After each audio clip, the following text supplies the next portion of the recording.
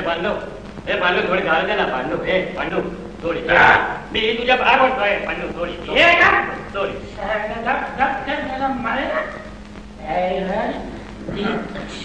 Doctor झाल्या. अरे सगोड तोंड आणला ओरमट खातो ना भरपूर. डॉक्टर चिकनी डॉक्टर उर्मिला उर्मट आहे ती उर्मट.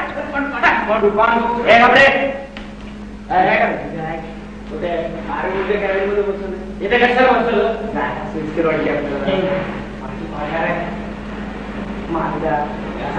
पेशंट आहे ना. सर मी आलो लवकर ये. तुम्ही हा सर. हॅलो थोडी थोडी पांडू थोडी पांडू थोडी देतो. अरे प्रॉब्लेम होईल तुला माहित नाही. मलाच दाखवत होतो.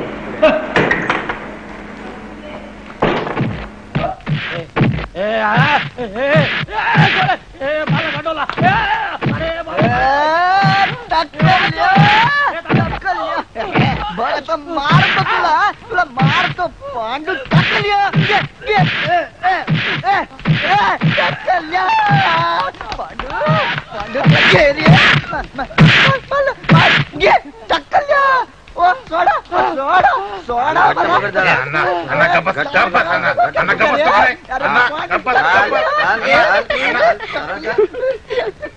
त्याला ताबडतोब इंजेक्शन द्या. मॅडम मानलं तुम्हाला 3-4 बरगडे तुटले असेल त्याच्या. दारू प्यायची टेस्ट करायची आणि ते सर्टिफिकेट पंडित सरांना द्यायचं. हो. काय झालं? Any problem? काही नाही सर. अण्णा व्हायलंट झाला होता. अच्छा अच्छा. काय फडके साहेब? नाही सॉरी फडके नाही आपले ठोंबरे साहेब. हा तेच म्हणतोय मी. तुम्ही मला फडके का म्हणताय? नाही ते चुकून माझ्या तोंडात आलं. असं मी आणि फडके एकच आहोत, फक्त आमची शरीरं वेगळी आहेत. Very good excellent.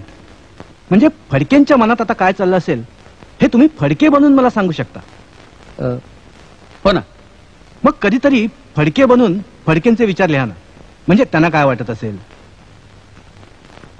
कठीण आहे पण मी प्रयत्न करीन. नाही काय तुमच्यामध्ये लिखाणाचं पोटेन्शियल आहे. अहो तुम्ही हे जे काही लिहून दिलंय हे इतकं सुंदर आहे. एखाद्या कथा कादंबरी सारखं आहे. तुम्हाला एक चांगली बातमी द्यायची. तुमचा तो रॉकी खूप प्रामाणिक आहे. तुम्हाला भेटला होता का तो? हो. खरं तर तुमच्या मुलांना फसवण्यासाठी त्यांनी ती सगळी प्रॉपर्टी आपल्या नावावर करून घेतली. अजून ती सगळी प्रॉपर्टी तुमच्याच नावावर आहे. काय म्हणता? खरं सांगताय ना तुम्ही? हो. तुमच्या मुलांना आता कायद्याने अटक होणार आहे. त्यांना बंगल्यात नजर कैदेत ठेवलंय. बरं झालं. चांगली गोष्ट झाली. हरामखोर त्याच लायकीचे आहेत. रॉकी कुठे? रॉकी काका ते माझ्या बरोबरच आहेत.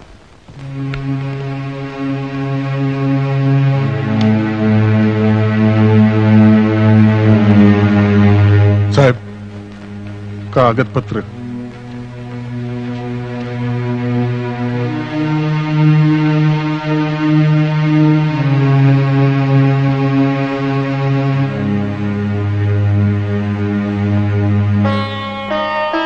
सॉरी रॉकी, तुझ्याबद्दल मी वाईट विचार करत होतो. एका इमानदार माणसाबद्दल मी गैरसमज करून घेतला होता. मी इथं वेड्यांच्या इस्पितळात. तेच म्हणतोय मी. काय ठोंबरे साहेब, रॉकीला हे सगळं मुद्दाम करावं लागलं. अहो नाही तर तुमच्या मुलांनी तुम्हाला केव्हाच ठार मारून टाकलं असतं. खतरनाक आहेत ती. रॉकी तुझे उपकार झाले माझ्यावर. खूप खूप. माझं? हो बरोबर आहे. तुम्ही रॉकी बद्दल उगीच गैरसमज करून घेतला होता. रॉकी मला मला वेड्यांच्या इस्पितळातून बाहेर घेऊन चल. वाई साहेब नक्कीच. साहेबा? बाबा साहेबा का म्हणाला? रॉकी मला साहेबा नाही कधी म्हणायचा. रॉकी तुम्ही मला साहेबा का म्हणाला? सिक्युरिटी बंद करून घ्या. मला साहेबा साहेबा साहेबा.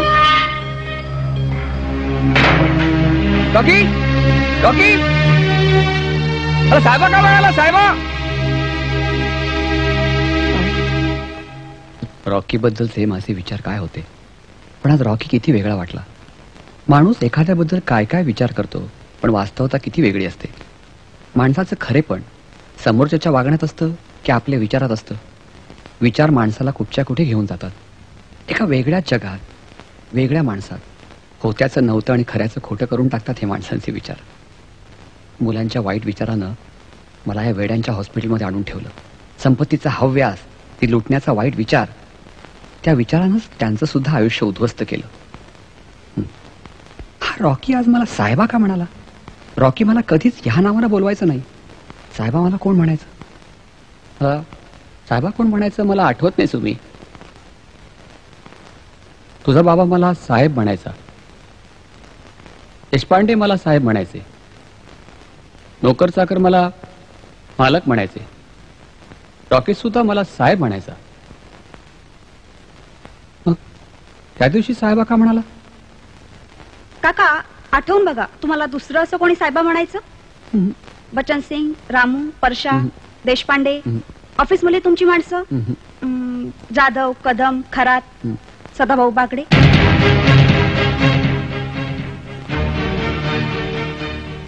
कोण म्हणालीस? सदाभाऊ बागडे.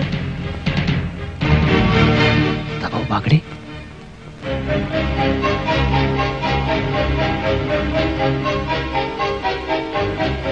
सदाभाऊ बागडे. वाय साहेबा. सदाभाऊ बागडे.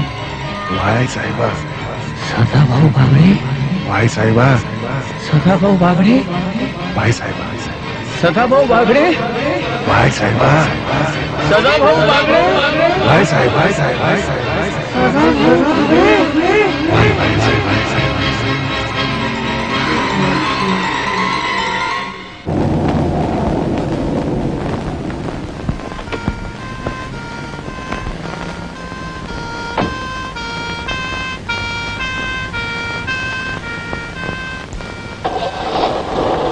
डॉक्टर कामतांची केबिन कुठे? डॉक्टर कामत वार्डमध्ये आहेत, पेशंटला तपासतायत. बर.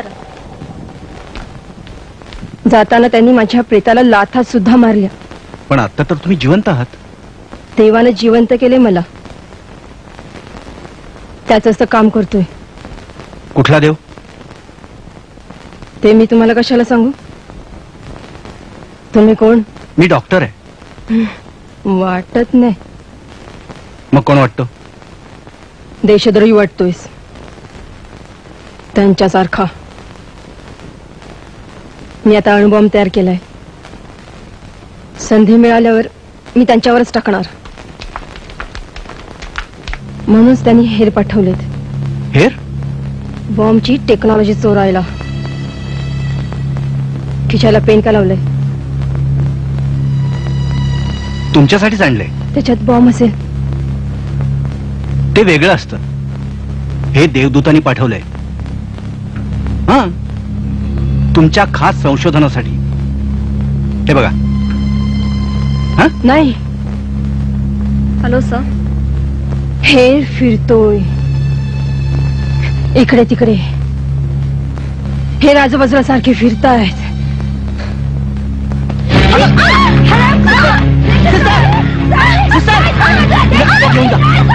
मारू नका.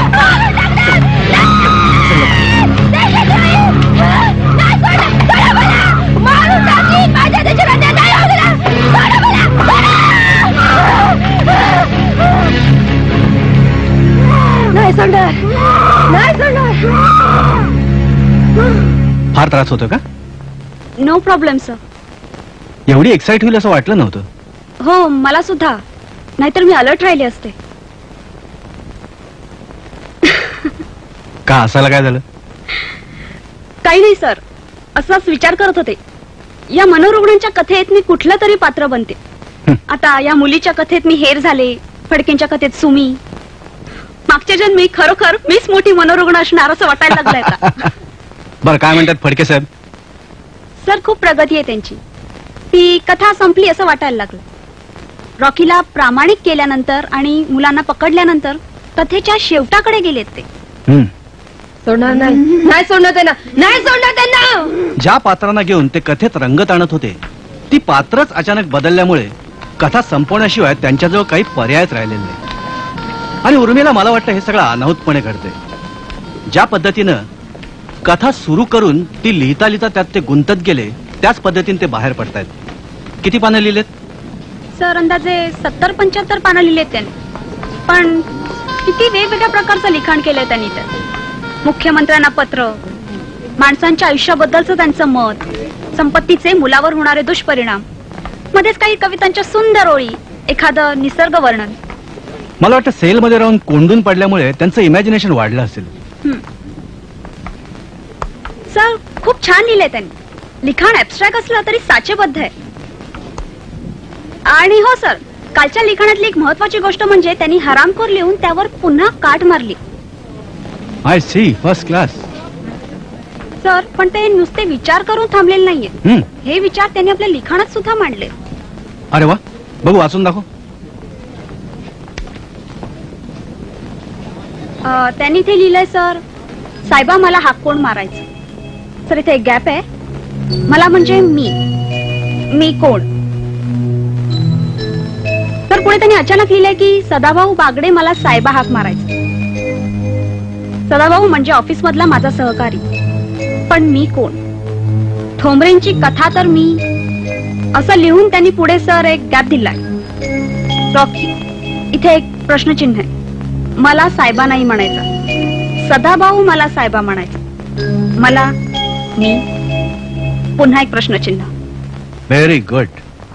म्हणजे फडकेंनी फडकेचा शोध घ्यायला सुरुवात केली. मानवी मनाच्या खेळांची ही किमया फक्त आपणच समजू शकतो. That's right sir. सर आणि एक पत्र सुद्धा आहे आभाराचं, मुख्यमंत्र्यांच्या नावावर. अच्छा, बघू.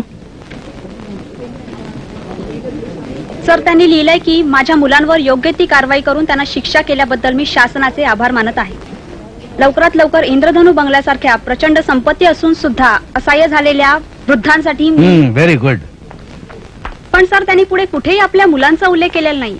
पत्र खूप छान लिहिलंय, माझ्या नावाची शिफारस केली आणि तुमचे आभार मानले. देशमुखांनी त्यांना मदत केली याचा उल्लेख आणि अशा माणसांची समाजाला कशी गरज आहे यावर एक प्रकरणच लिहिलंय, समाज आणि माणसं. बरेच वर्ष दाबून ठेवलेले विचार उफाळून बाहेर येत आहेत. Urmila,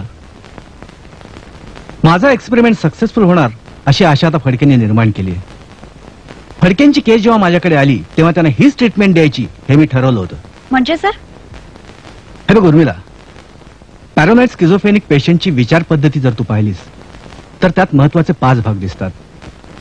suspicion, protective thinking, होस्टाइलिटी, पॅरानॉइड inhibition आणि डिल्युजन. या सगळ्या मोड ऑफ थिंकिंगचा विचार केल्यावर माझ्या असं लक्षात आलं की फडके ज्या पद्धतीचं लिखाण करतायत किंवा ज्या पद्धतीचं त्यांचं वाचन आहे त्याचा त्यांच्या सबकॉन्शियस माइंडवर खूप परिणाम होतोय. ते भासात्मक आयुष्य, ती काल्पनिक पात्र सत्य आहेत आणि आपणही त्यांच्यातलंच एक पात्र आहोत असं लॉजिकली स्वतःला पटवून ते जगत होते.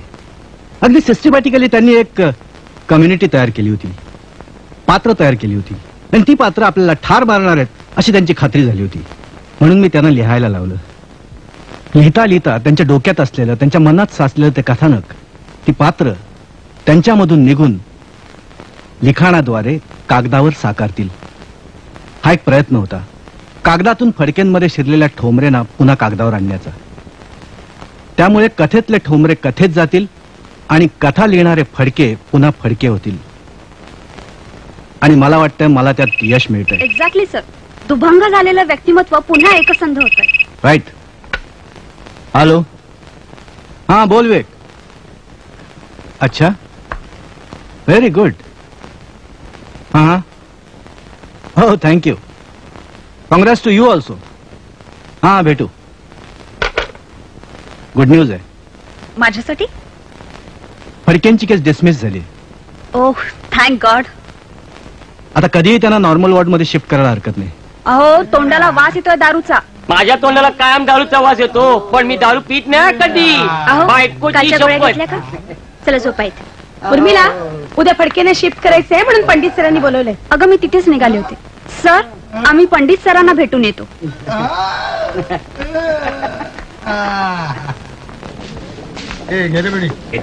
ए गप्पा का मारताय, चला काम करा पटापट. अरे आता कसं मोकळं वाटतंय. त्या काळोखाच्या खोलीत काही कळायचंच नाही. नुसता अंधार, कायम काळोख, कायम रात्र असायची नुसती. त्या ट्यूबलाईटच्या अंधुकशा प्रकाशात मला लिहायला लागायचं. एका डोळ्यांनी दिसत नसून सुद्धा. नाही काका, तुम्हाला दोन्ही डोळ्यांनी छान दिसतं. काय म्हणतेस? हा डोळा बंद करा. दिसतंय? हो. आता दुसरा डोळा बंद करा.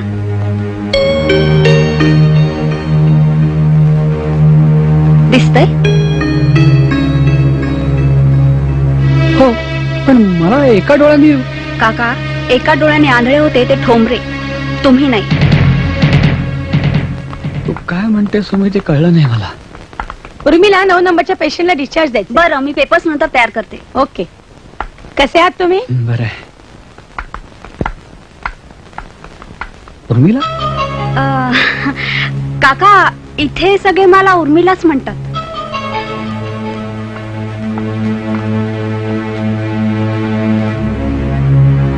काय म्हणता फडके साहेब, कशी आहे तब्येत? हो सॉरी, ठोंबरे साहेब. ठोंबरे? पण ही म्हणाली ते ट्रेल मधले ठोंबरे. मी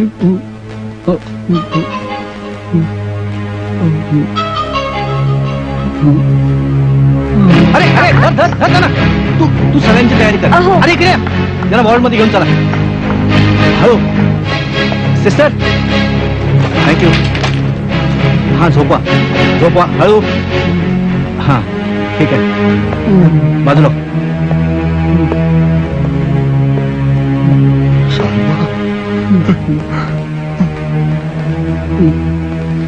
ओके, मला इथून घरी घेऊन जातोस? आपण लवकरच आपण आपल्या बंगल्यावर जाऊया. काय करायचं तो बंगला? ती संपत्ती, प्रॉपर्टी त्यांच्यासाठी केली, ते निघून गेले. तुम्हाला सांगतो देशमुख साहेब, ही संपत्ती म्हणजे विष आहे, विष. शांत पडून राहा. त्यांना पचवता येतं ते पचवतात, नाही त्यांची आमच्यासारखी अवस्था होते. त्या संपत्तीच्या हव्याचा पोटी मला हे दिवस दिसले. रॉकी, सगळी संपत्ती गव्हर्नमेंटला देऊन टाकूया आणि आपण दोघं जाऊया वृद्धाश्रमात. साहेबा, बरोबर बोललास तू. मी तुला इथून न्यायला येतो. बरोबर बोललास साहेबा. थांब. रॉकी मला साहेबा का म्हणाला? हा मला साहेबा नाही म्हणायचा.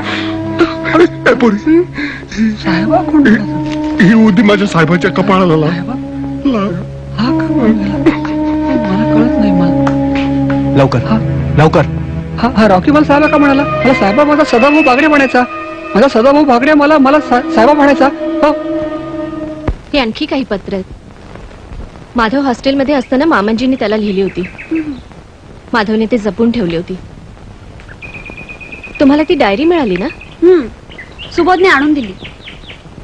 त्या लिखाणाची सुद्धा खूप मदत झाली आम्हाला. खूप बरं वाटलं ऐकून त्यांच्या सुधारणेबद्दल. किती आनंदी माणूस होते ते. लहान मुलांची त्यांना खूप आवड होती. नातवंडांसाठी इतकी धडपड असेल